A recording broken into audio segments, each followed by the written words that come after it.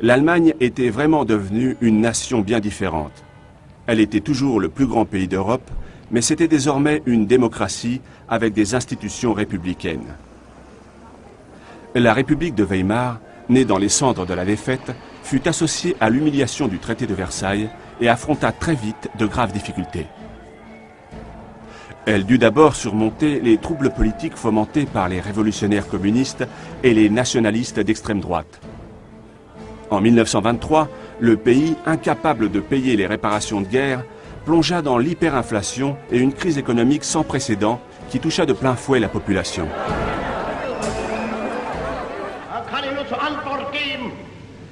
La misère et la rancœur fournirent un terrain fertile à une nouvelle génération d'hommes politiques, parmi lesquels Adolf Hitler. Hitler était d'origine autrichienne. Engagé volontaire dans la Première Guerre mondiale, il combattit vaillamment et fut décoré de la Croix de fer. De retour en Allemagne, il s'installa à Munich. Ses talents de propagande et son charisme lui permirent de prendre rapidement le contrôle d'un groupuscule d'extrême droite qu'il fit grandir et transforme en Parti national-socialiste, le Parti nazi. En novembre 1923, Hitler et ses hommes de main tentèrent un coup d'État qui échoua, le putsch de Munich. Hitler fut condamné à 9 mois de prison. C'est là qu'il écrit Mein Kampf, mon combat, son manifeste politique antisémite où il expose son idéologie et son programme. Il accuse les Juifs d'être responsables de tous les maux de l'Allemagne, appelle à reconstruire la puissance du pays et à regagner l'espace vital par la conquête de nouveaux territoires à l'Est. Après sa libération, il s'attela à organiser les nazis sous la forme d'un parti politique discipliné. Son objectif désormais est de conquérir le pouvoir en utilisant le système démocratique. Mais pendant les 5 années qui suivirent, l'Allemagne de Weimar prospéra. Le soutien aux partis extrémistes, de droite comme de gauche, s'affaiblit. Puis, brusquement, l'occasion se présenta pour Hitler. En octobre 1929, le krach boursier de New York déclenche une crise économique sans précédent. Le monde entier plonge dans la Grande Dépression. En Allemagne, le nombre de chômeurs dépassa la barre des 6 millions. Pour les populations désemparées, seuls les discours des hommes politiques extrémistes semblaient offrir des solutions. Des hommes politiques comme Hitler. En 1931, le parti nazi est déjà un véritable mouvement de masse, avec une armée de voyous en chemise brune, les sections d'assaut USA, et une propagande bien organisée. Les nazis remportèrent les élections de 1932, devenant le premier groupe politique au Parlement allemand, le Reichstag.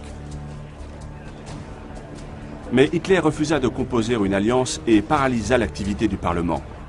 Pour sortir de l'impasse, le président Hindenburg finit par être contraint de nommer Hitler chancelier, chef du gouvernement, le 30 janvier 1933.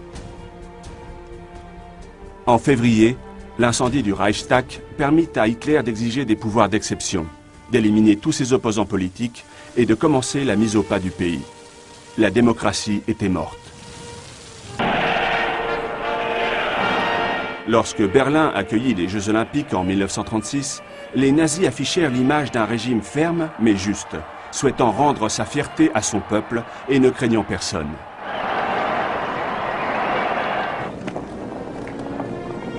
Il y avait pourtant déjà des signes annonciateurs. Les persécutions antisémites commencèrent en 1933, avant même les lois de Nuremberg de 1935 qui interdirent aux Juifs d'épouser des Allemands aryens et les privèrent de leur citoyenneté.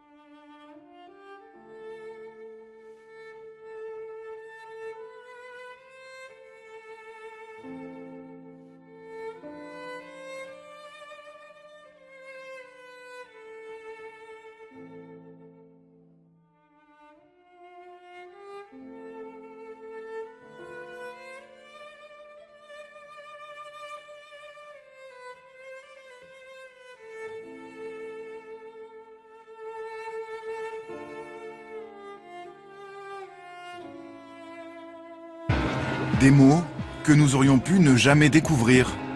Publié en 1947 chez un petit éditeur, Si c'est un homme, mettra 40 ans à devenir un livre référence, un best-seller mondial. Il libro è nato insieme con le cose, cioè mentre le vivevo sentivo già allora il bisogno di raccontarle. Io lo provavo con tale intensità che già allora, quando mi trovavo in mano un pezzo di matita che capitava di rado. Son histoire, celle d'un jeune ingénieur juif antifasciste convaincu, jeté dans un camp de la mort. Prisonnier numéro 174-517 à Auschwitz pendant 10 mois. En 1947, Primo Levi transmet son manuscrit à l'écrivaine Natalia Ginzburg, qui siège au comité de lecture. Quelques jours plus tard, la sentence tombe. Nous avons seulement la réponse de Natalia Ginzburg qui refuse, à nom de la maison d'édition, la première preuve littéraire de Primo Levi en tant qu'une mémoire parmi les autres de l'expérience de la Shoah. À l'époque, des témoignages de rescapés ont déjà été publiés. Aux yeux de l'éditeur, Si c'est un homme, arrive trop tard. Il y avait un phénomène qui touchait même la communauté juive qui était oubliée. Le mot d'ordre de cette génération était « oublions ». Et il y a au contraire une très forte volonté de mettre en valeur les éléments, les figures, les idées de la résistance. Ça veut dire qu'on n'a pas envie à ce moment-là de parler des camps et de la déportation. Voilà. Le futur, pas le passé. Mais Levi s'obstine. Il va même travailler pour les éditions Einaudi comme traducteur. Giulio Einaudi, le patron, accepte finalement le livre qui sera édité en 1958, 11 ans après sa rédaction. Même en 1958, quand finalement on va éditer Primo Levi, on le colloque dans une collection des essais. Donc continue à être considéré une sorte de mémoire qui a quelque chose à faire plus avec l'histoire qu'avec la littérature. Donc en 1958, il n'est toujours pas vraiment considéré comme un écrivain. Non. Mais c'est un tournant. L'œuvre est désormais reconnue par la critique.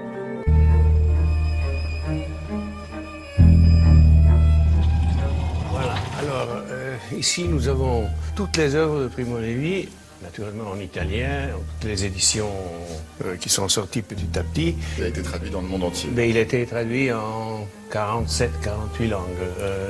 Chaque jour, il y en a une nouvelle. C'est difficile à suivre. Et ici, nous avons la première édition de Si c'est un homme.